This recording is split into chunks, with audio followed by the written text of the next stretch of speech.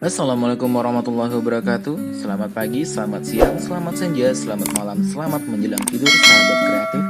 Selamat datang di channel Guruku.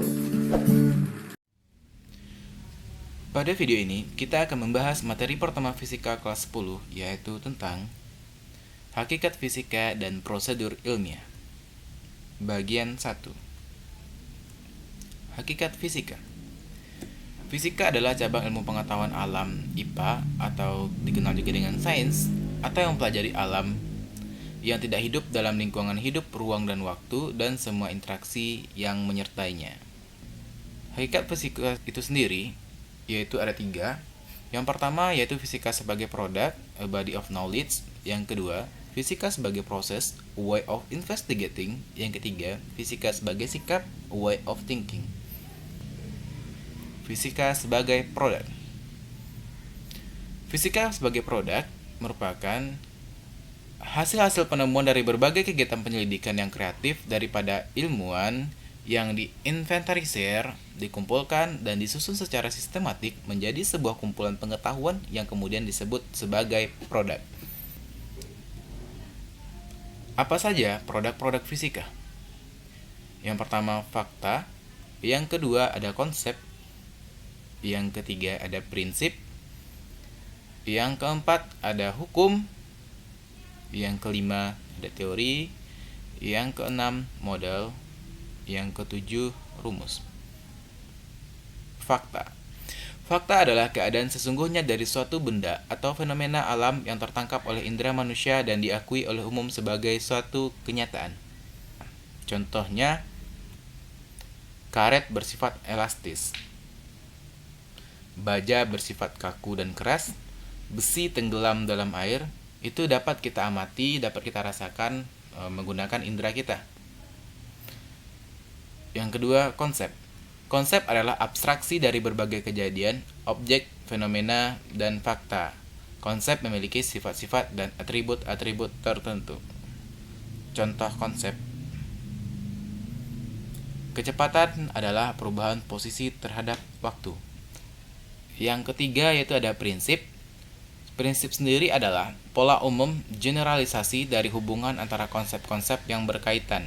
Jadi jika konsep yang satu dengan konsep yang lain saling berkaitan dapat disebut dengan prinsip.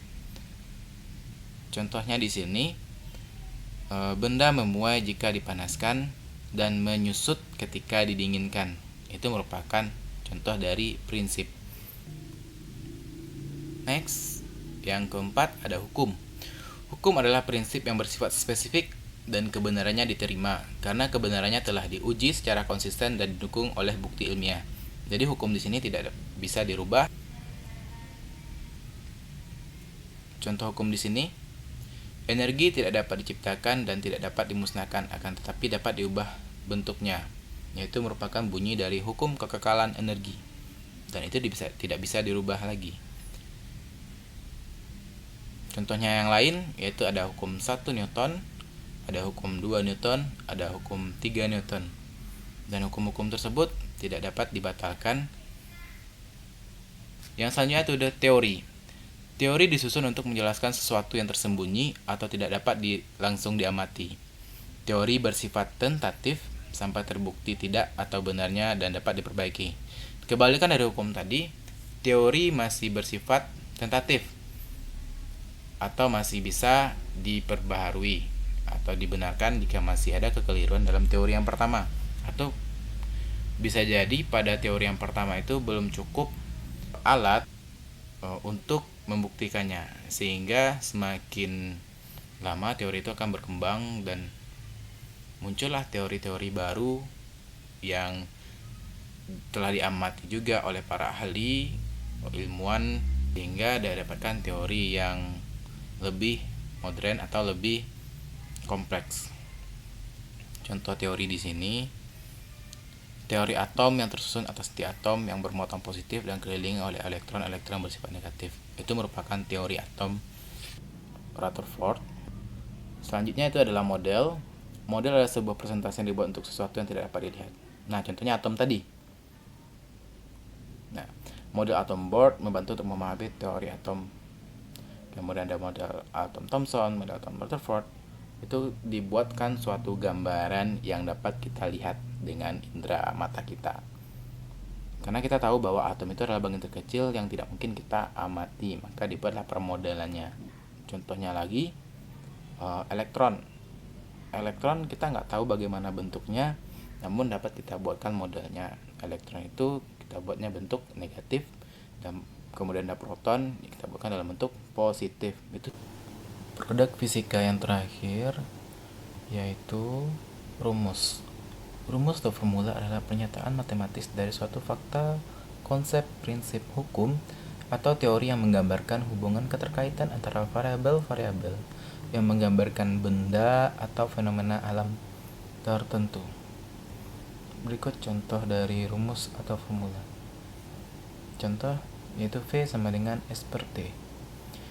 V yaitu kecepatan sama dengan S adalah jarak dibagi dengan T adalah waktu.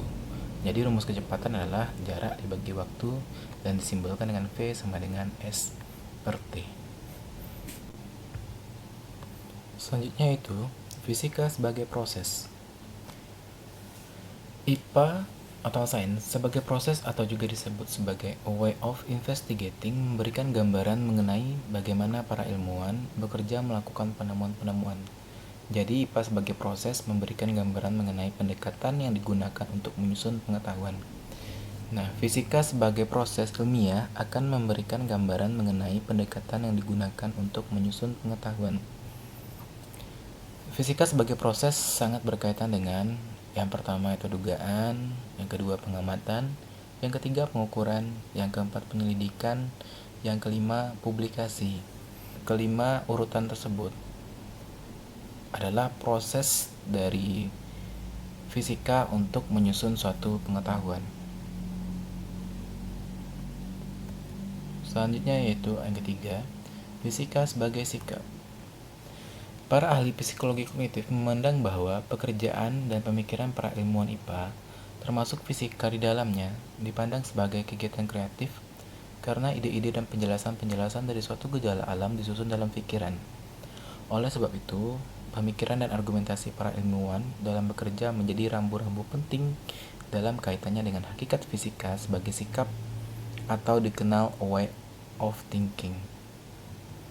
Nah, pemikiran-pemikiran para ilmuwan yang bergerak dalam bidang fisika itu menggambarkan yang pertama rasa ingin tahu dan rasa penasaran mereka yang besar. Kemudian diiringi dengan rasa percaya diri, sikap objektif, jujur, dan terbuka serta mau mendengarkan pendapat orang lain. Nah, semua itu adalah sikap sebagai seorang ilmuwan fisika.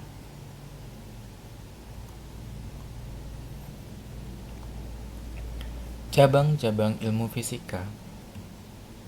Nah, ada banyak sekali cabang ilmu fisika. Berikut kita akan bahas yang pertama itu ada mekanika. Mekanika merupakan cabang ilmu fisika mempelajari tentang gerak. Terbagi dua, yaitu dinamika dan kinematika.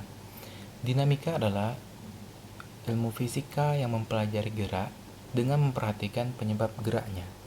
Sedangkan kinematika adalah ilmu fisika yang mempelajari tentang gerak tanpa memperhatikan penyebab dari gerak tersebut. Yang kedua ada mekanika klasik. Mekanika klasik merupakan cabang tertua dari fisika yang menggambarkan gerak analitis dari semua objek pada skala makroskopik. Contohnya yaitu tentang kecepatan, ada gaya yang dialami oleh benda-benda yang dapat kita lihat dengan mata. Contoh kecepatan motor, kecepatan mobil, itu dikaji dalam mekanika klasik. Yang ketiga ada fisika kuantum. Fisika kuantum merupakan cabang ilmu fisika yang menggambarkan jenis baru mekanika yang dapat menjelaskan fenomena di tingkat subatom. Mekanika klasik yang gagal untuk menjelaskannya.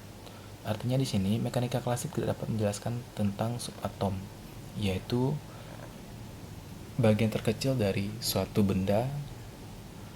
Nah, ini memberikan gambaran jelas alam pada skala subatom.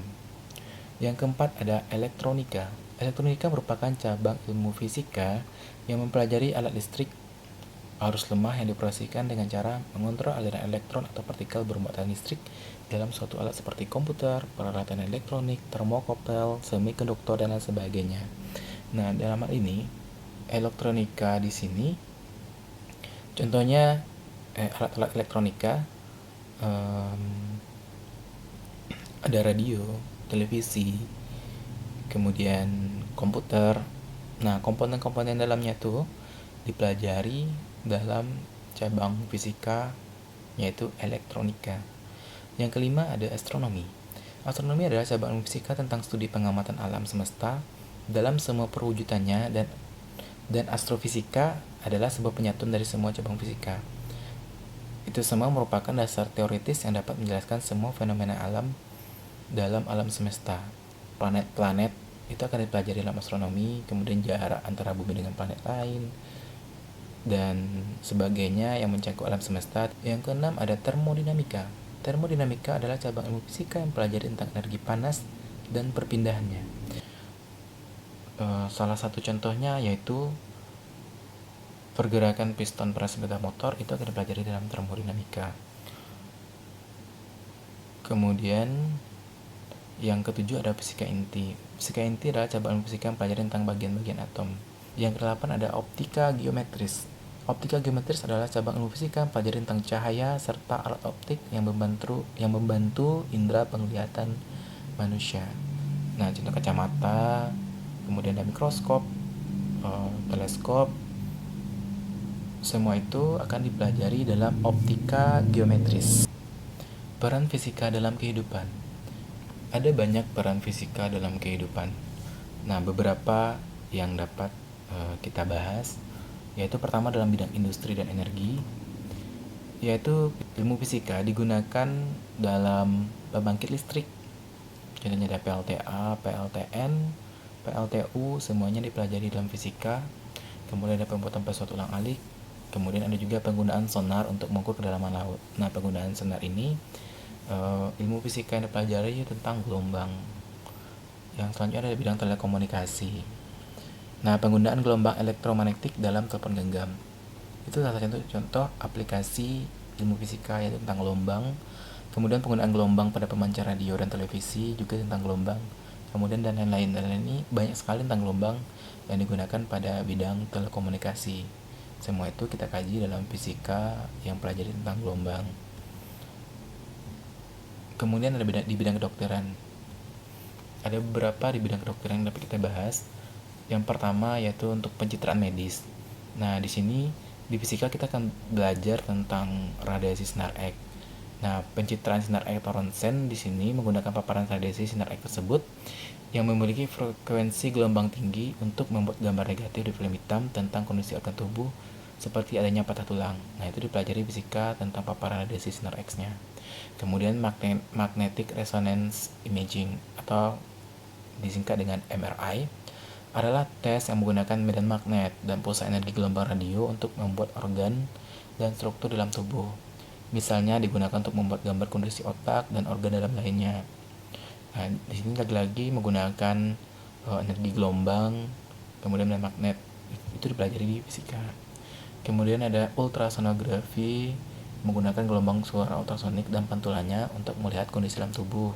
Contohnya di sini untuk melihat kondisi kandungan. Yang kedua ada pengukuran tekanan darah. Tekanan darah diukur dengan sphygmanometer, yaitu kita belajar tentang tekanan di fisika. Kemudian tiga ada terapi radiasi. Terapi yang juga disebut radioterapi ini menggunakan radiasi gelombang elektromagnetik berenergi tinggi untuk membunuh sel-sel berbahaya di dalam tubuh seperti sel kanker dan tumor. Yang keempat ada pembuatan implan organ. Implan organ seperti implan jantung dan implan pendengaran menggunakan alat dijalankan dengan energi listrik untuk membantu organ yang sudah tidak berfungsi baik. Dan 5 ada sterilisasi alat kesehatan.